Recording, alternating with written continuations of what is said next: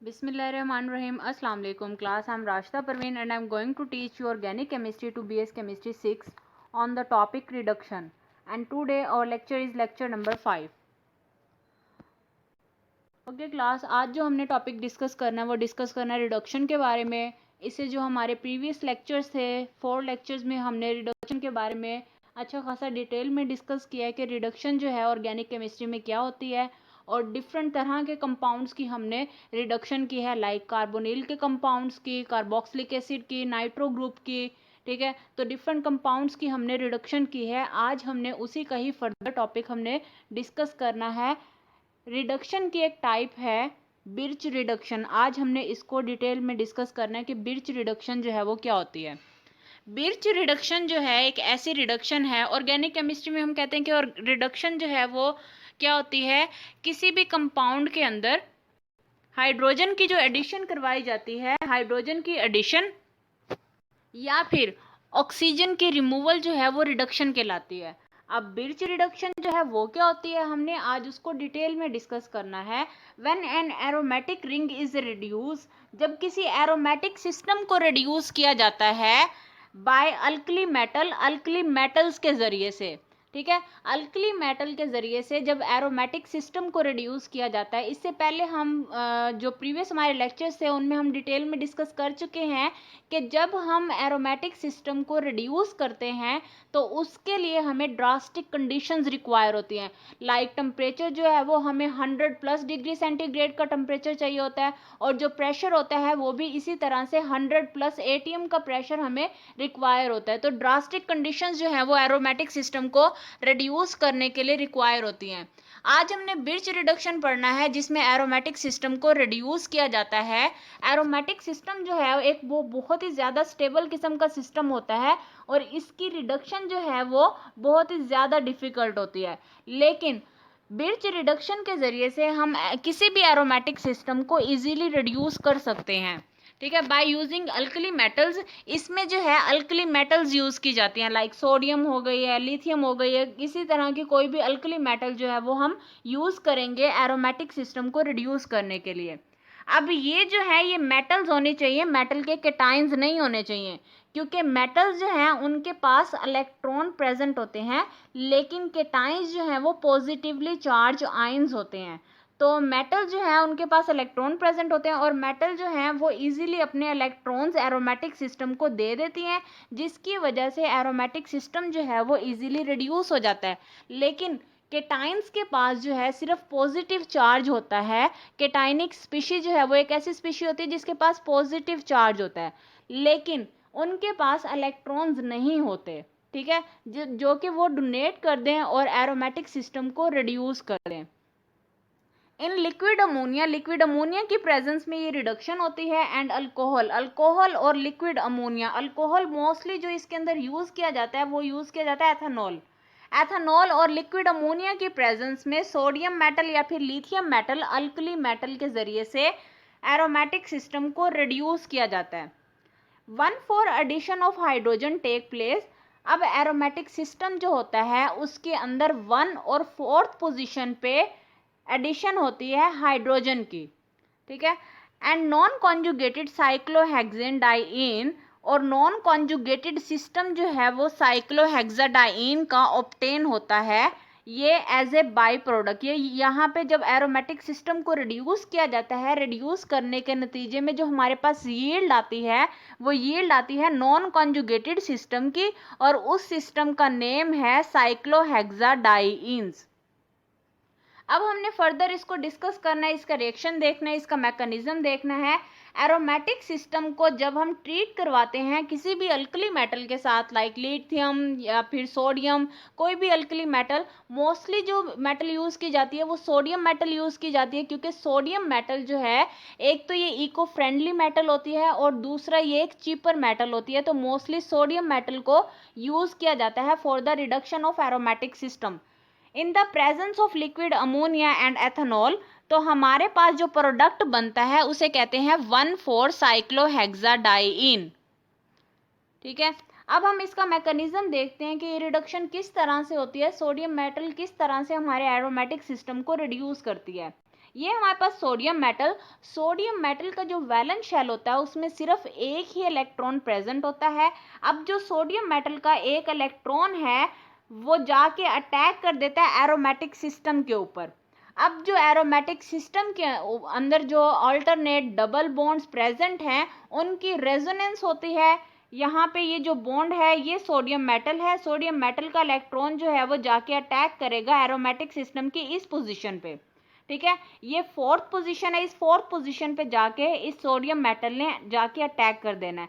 अब क्या होगा, ये जो फोर्थ और थर्ड पोजीशन के दरमियान में डबल बॉन्ड है ये यहाँ पे शिफ्ट हो जाएगा इस वाली पोजीशन पे, और इस वाली पोजीशन 1 और 2 पोजीशन के दरमियान में जो डबल बॉन्ड है वो शिफ्ट हो जाएगा फर्स्ट पोजीशन के ऊपर in the form of negative charge. अब नेक्स्ट स्टेप में क्या होगा, फोर्थ पोजीशन के ऊपर जो है वो एक रेडिकल जनरेट हो जाएगा।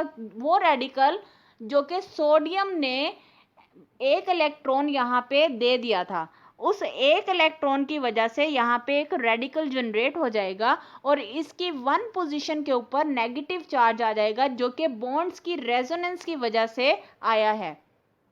अब नेक्स्ट में क्या होगा, एथेनॉल जो है वो हम इस सिस्टम में कैटालिस्ट के तौर पे यूज करते हैं।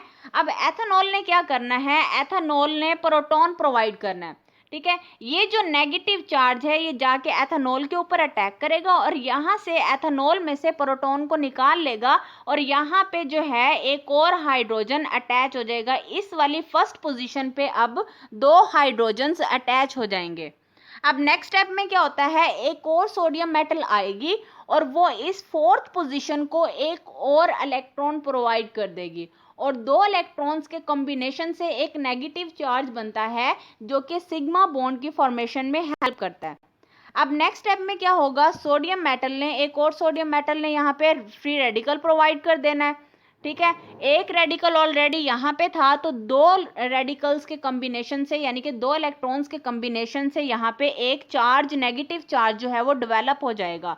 अब नेक्स्ट स्टेप में क्या होगा, एथेनॉल जो हम स्टार्ट से इस रिएक्शन के अंदर कैटालिस्ट के तौर पे यूज कर रहे हैं, एथेनॉल ने आके क्या करना है, अटैक करना है, यहाँ पे प्रोटॉन प्रोवाइड करना है।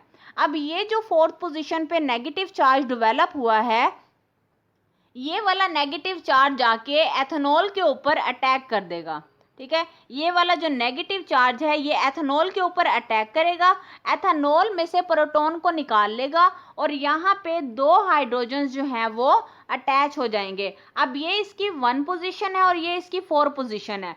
1 और 4 पोजीशन के ऊपर देखें जरा आप, यहाँ पे भी 1 हाइड्रोजन, 2 हाइड्रोजन, 1 पोजीशन पे टोटल 2 हाइड्रोजन हो गए हैं।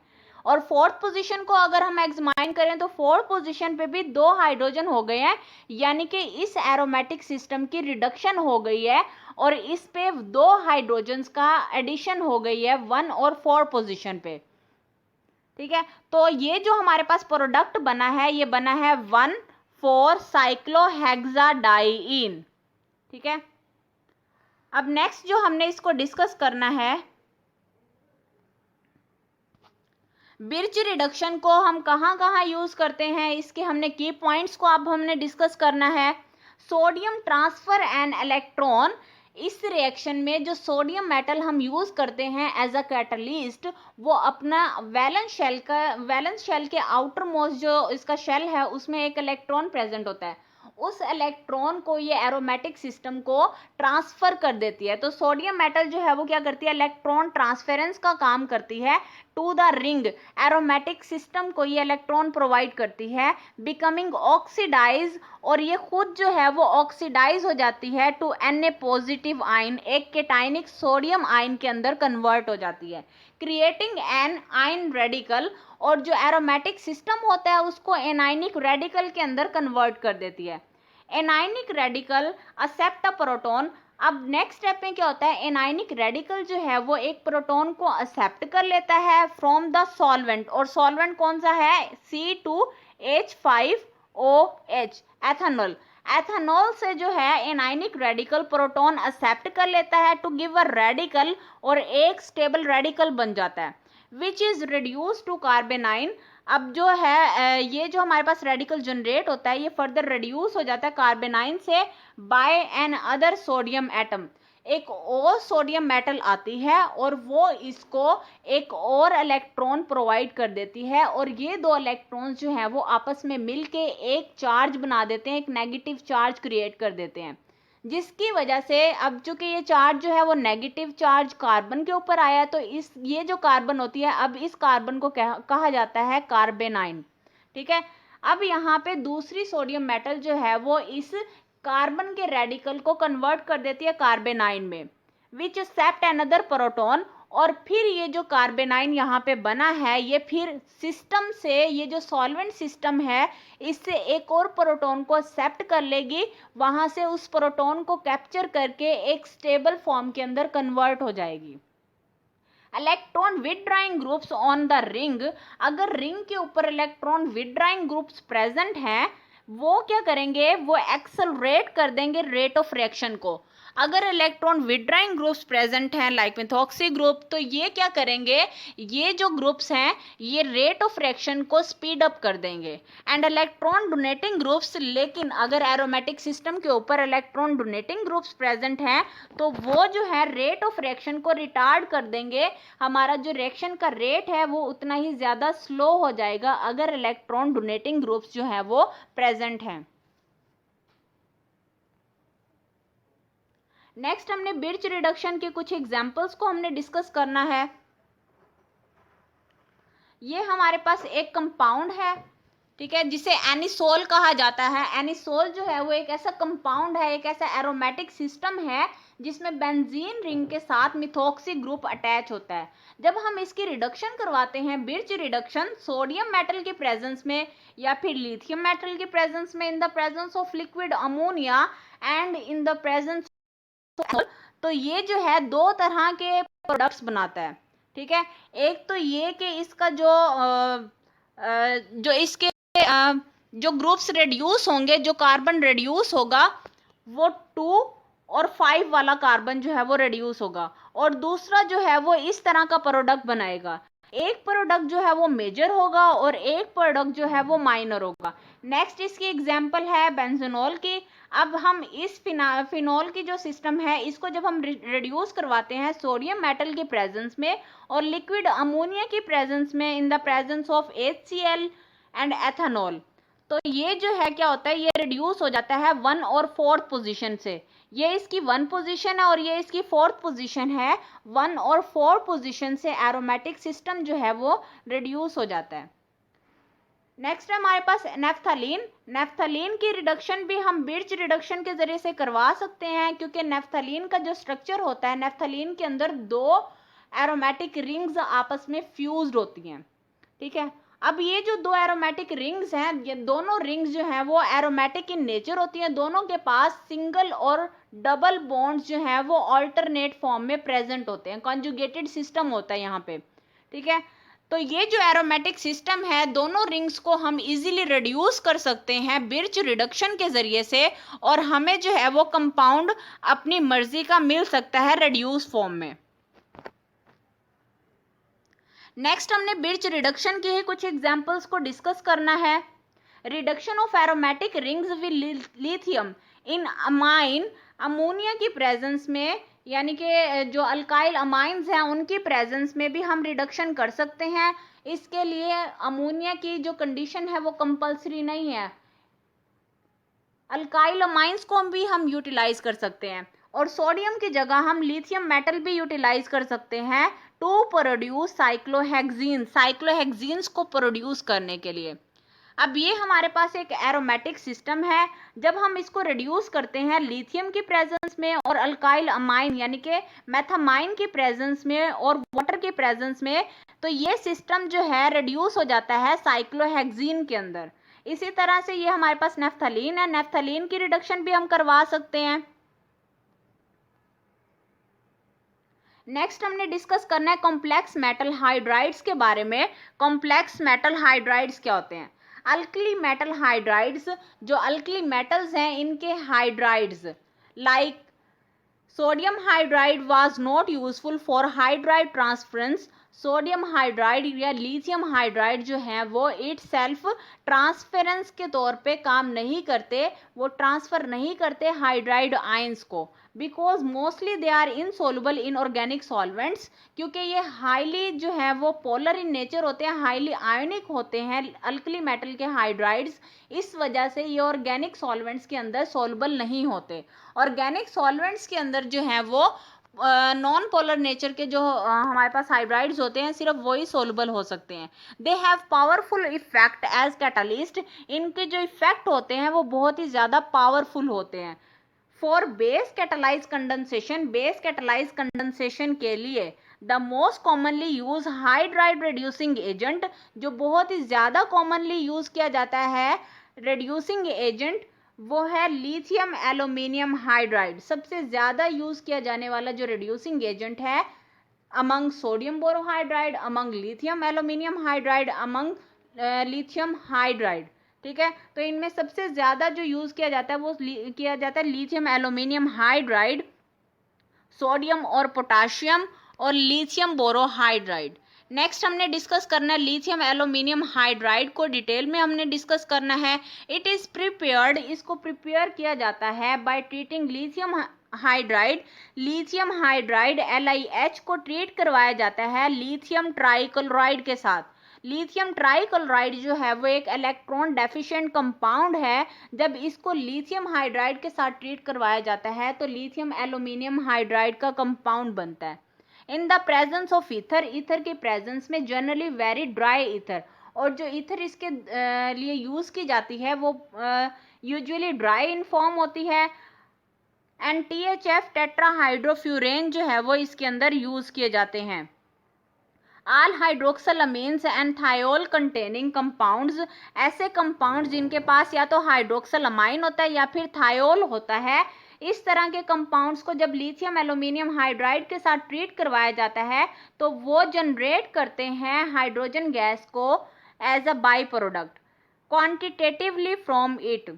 ठीक है, रिएक्शन के नतीजे में जब उनकी रिडक्शन करवाई जाती है कंपाउंड्स की लिथियम एल्यूमिनियम हाइड्राइड के साथ, तो हाइड्रोजन गैस जो है वो उसके साथ इवॉल्व होती है। यहाँ पे ये है एथेनॉल। एथेनॉल को जब लिथियम एल्यूमिनियम हाइड्राइड के साथ ट्रीट करवाया जाता है तो इस तरह का एक कॉम्प्लेक्स बनता है और उसके साथ हाइड्रोजन गैस जो है वो इवॉल्व होती है। नेक्स्ट, इसको फर्दर जब हम एथेनॉल के साथ ट्रीट करवाते हैं तो फर्दर जो है इसका एक कॉम्प्लेक्स जो है वो बन जाता है इस तरह का। नेक्स्ट है each of 4 hydrogen atoms in lithium aluminium hydride.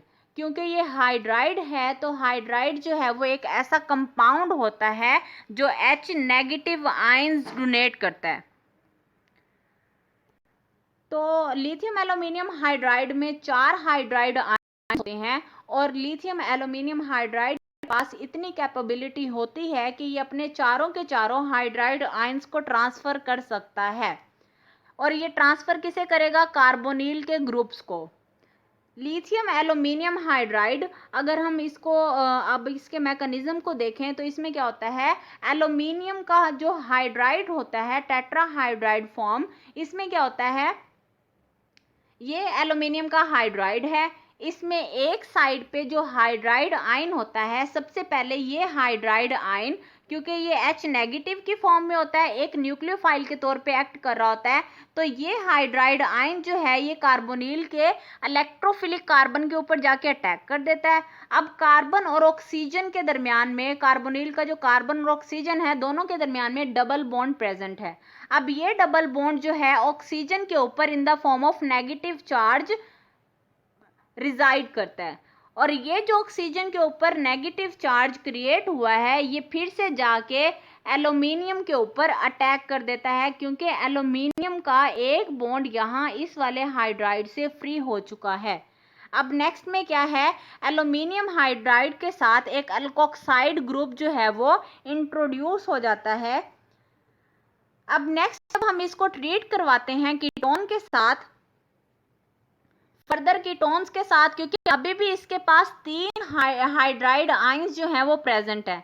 इसी तरह से अगर हम 3 जो हैं कार्बोनिल के ग्रुप्स के साथ फर्दर इसको ट्रीट करवाएं तो तीनों जो हाइड्राइड आयंस हैं वो रिप्लेस हो जाएंगे फर्दर 3 और अल्कोक्साइड आयंस के साथ, और हमारे जो है फिर इस तरह का एक कॉम्प्लेक्स बन जाता है। इस कॉम्प्लेक्स की जब हम हाइड्रोलाइसिस करवाते हैं वाटर के साथ तो हमारे पास जो है कीटोन, ये वाला जो कीटोन जो हमने रिएजेंट के तौर पे, रिएक्टेंट के तौर पे यूज किया था, ये कन्वर्ट हो जाता है अल्कोहल के अंदर और इसके साथ एल्यूमिनियम हाइड्रोक्साइड जो है वो हमारे पास ऑब्टेन होता है। ओके क्लास, ये तो था आज का हमारा लेक्चर जिसमें हमने बिर्च रिडक्शन को डिस्कस किया और लिथियम एल्यूमिनियम हाइड्राइड को डिस्कस किया है। मुझे उम्मीद है कि आप लोगों को मेरा लेक्चर समझ आ गया होगा। इससे रिलेटेड कोई भी क्वेश्चन हो आप लोग मुझसे पूछ सकते हैं, कमेंट बॉक्स में आप लोग मुझे कमेंट कर सकते हैं। ओके क्लास, अल्लाह हाफिज़, बाय बाय।